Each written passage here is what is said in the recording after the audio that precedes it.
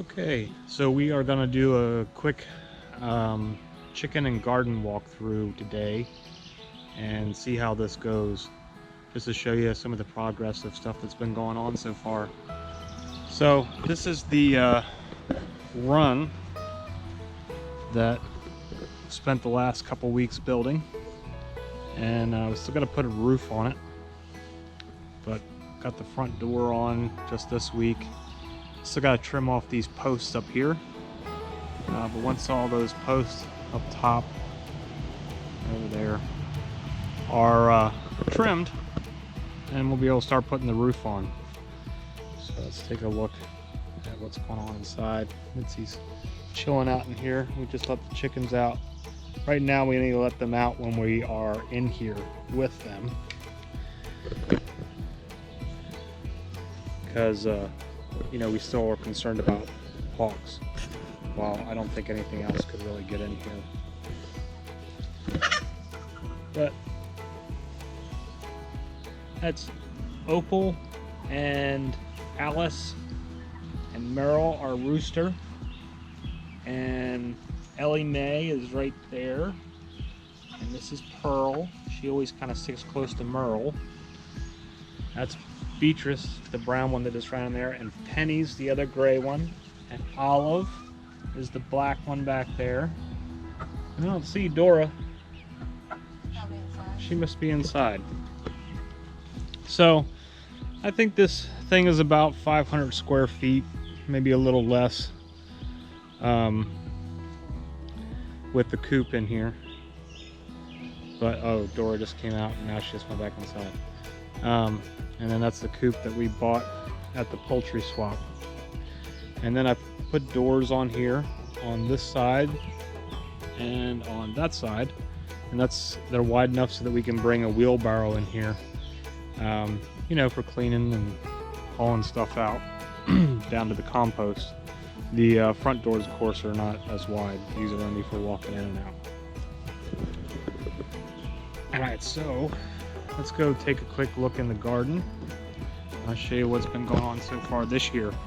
We're kind of behind this year when it comes to just planting and growing because of all these other projects that for building the raised beds that I did this year, and then working on the coop. So, but let's take a look at the garden.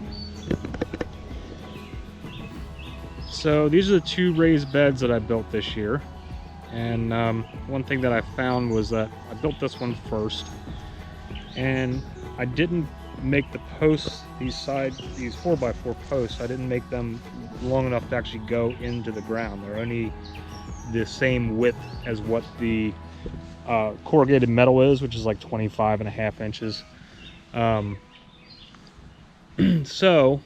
And I didn't put any type of middle support in. So what I found is after I filled it with dirt and then we got one good hard rain, you can see it's bowed out on both sides. So next year I'm gonna kind of dig out the middle of this, push it in and give it some better support. Just both on with some outside 4x4s and then some metal scraps in the center. But taking that lesson that I learned, I built this one, which this one has not bowed at all. I made the 4x4 post about 8 inches longer, and they sink down into the ground. And then I got metal straps running every 4 feet through the middle. It's the same type of metal strapping that plumbers use to hold up pipes and stuff. They have little holes in them. You get a roll of like 100 feet for, I don't know, maybe 10 or 20 bucks at Lowe's. And that helps give more support to hold it in the middle. And then we got cattle panels for our trellises and supports, and we got that idea from watching Roots and Refuge. We really like the way that they have their setup. Of course, their beds are much bigger and they've got a lot more room than we do, but it was a good start for us. And I ran out of money this year to do any more, but next year we're going to put a third bed right here. These beds are about 54 inches wide by 24 feet long. So let's take a look at our plants. Let me start over here. So you can see maybe on the video, how big these zucchini are. This is just one bed of zucchini, and we got some little zucchinis growing in there. There's one back in there. There's actually, I counted through this morning, we have 8 zucchini growing so far, and one's just about ready to be picked. It's almost perfect size, and the other ones are pretty small, but they'll probably be ready by the end of next week, I think. But these leaves, I mean, you just take a look at them compared to my hand, which I don't have small hands. They're huge. This is definitely the biggest zucchini plants I've ever grown, and I'm going to give full credit to that to Buford, our rabbit, because this bed had a bunch of rabbit poop and his litter in there. So apparently the zucchini love it. This is a bed of orange-jing okra, and they're coming along. They grow, these were planted at the same time as the zucchini, but you know, they're slower growing, but they should get, I think, fairly tall, and I think they're pretty heavy producers. So they kind of have an orange reddish okra fruit instead of like the standard green. Got a little moth over here. You see that? He's just chilling. He's just chilling there. And then this bed I hadn't really done anything with, again, because I was so far behind and getting stuff done. I didn't get all the planting done that I wanted to do. So in here I threw, I think it's called kombucha or kombuka, I don't know, some sort of Japanese squash. I think it's like a round winter squash, almost like maybe an acorn squash. So I threw a couple seeds in there. We got some plants coming up. This is a lemon squash plant that's vining. I planted some last year, but the groundhogs got them all. So this year I put them in the bed, and maybe, and I'm gonna grow up this cattle paddle trellis here. So we'll see if maybe that keeps groundhogs away. I've only seen one groundhog out here so far.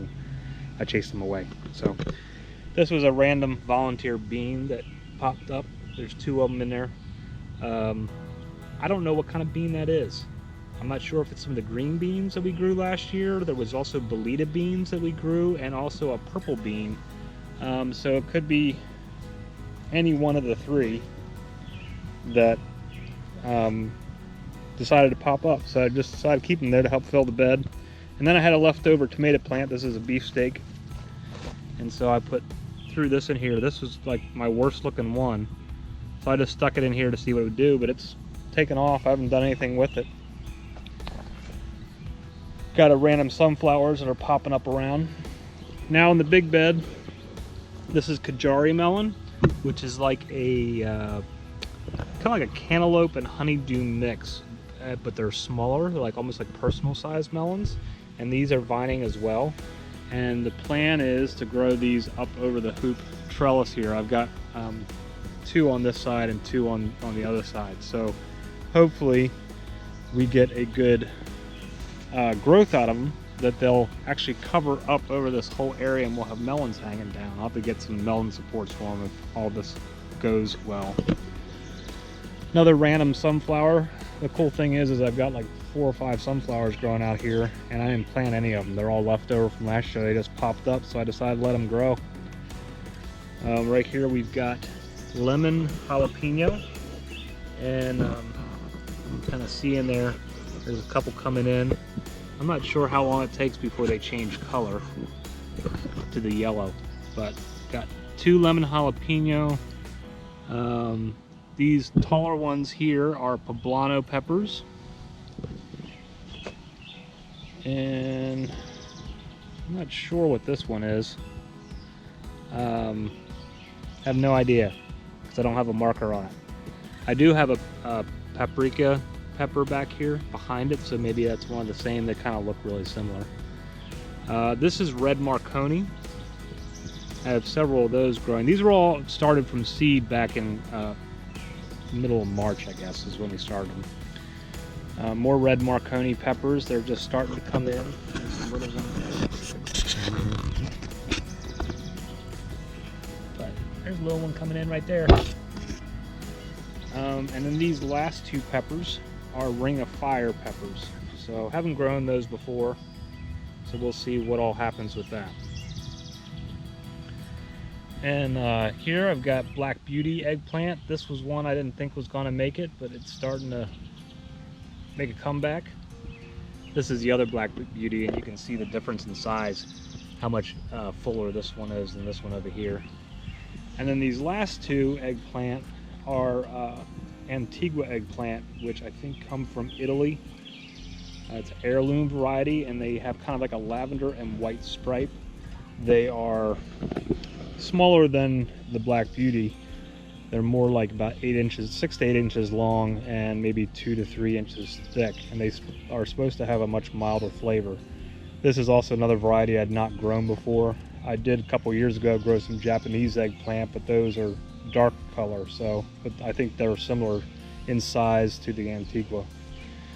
Then for this other hoop down at this end of the bed, we've got Greasy Grit beans, which is kind of like the Appalachian version of a green bean, and another heirloom variety. Again, another kind that I have not tried before, but they're supposed to be fairly fast growing. And these were only planted a couple weeks ago, I think, so maybe 3 weeks ago now. So they're sprouting up good. And again, the idea is for them to grow on up over and meet with these coming up the other side. So we'll see how that all goes. I had a bunch of open area in here. I kind of packed this one in, and because this one over here was built like a week or more earlier than this second bed, and I was trying to get stuff in the ground because I had all these plants that I'd started from seed, and I was afraid they were gonna get root bound, and they were just getting all leggy and kind of hanging out outside. And so I threw in some marigolds here just to kind of fill, but I've got this big open spot here that I think I'm going to put in some basil and maybe some radishes, some stuff that doesn't take very long to grow. Here's a couple of leftover peppers. These, since they went into the ground so much later, are not doing as well. This is a red Marconi, a peppercini, and a poblano. The poblano seems to be doing the best, but I'm not really sure what's going on with these leaves. They kind of almost got like a leaf wilt thing going on, and I don't know why.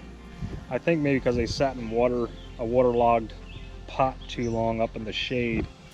They were like one of the last plants left over that I planted from seed that didn't get in the ground.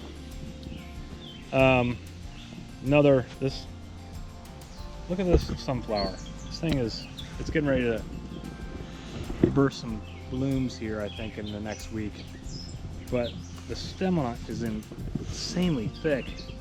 And there was just a pile of rabbit litter back here back in March that never got raked out, and this thing grew up through the middle of that and is just taken off. It's insane. So we left that one too.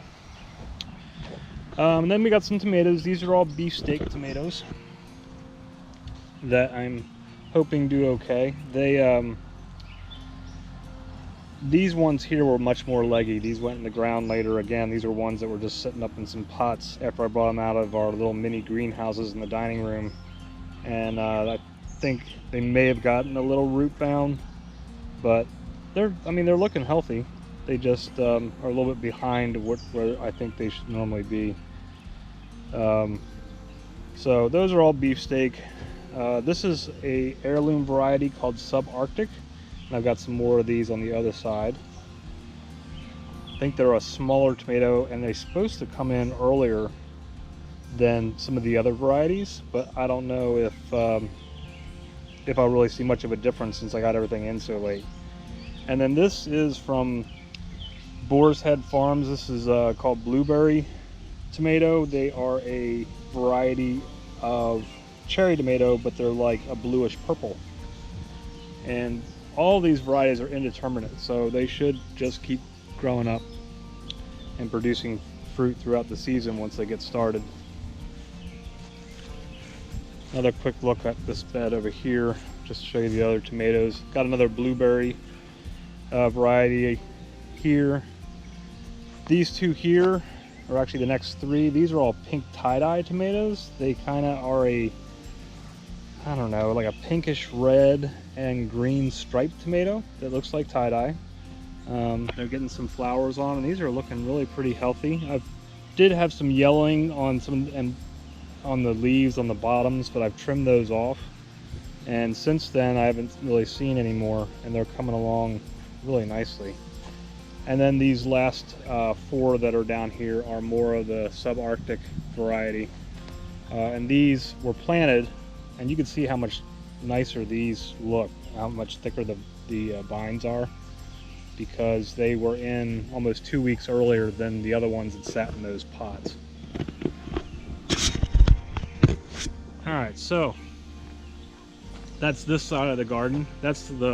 Right now that's the bulk of most of our stuff.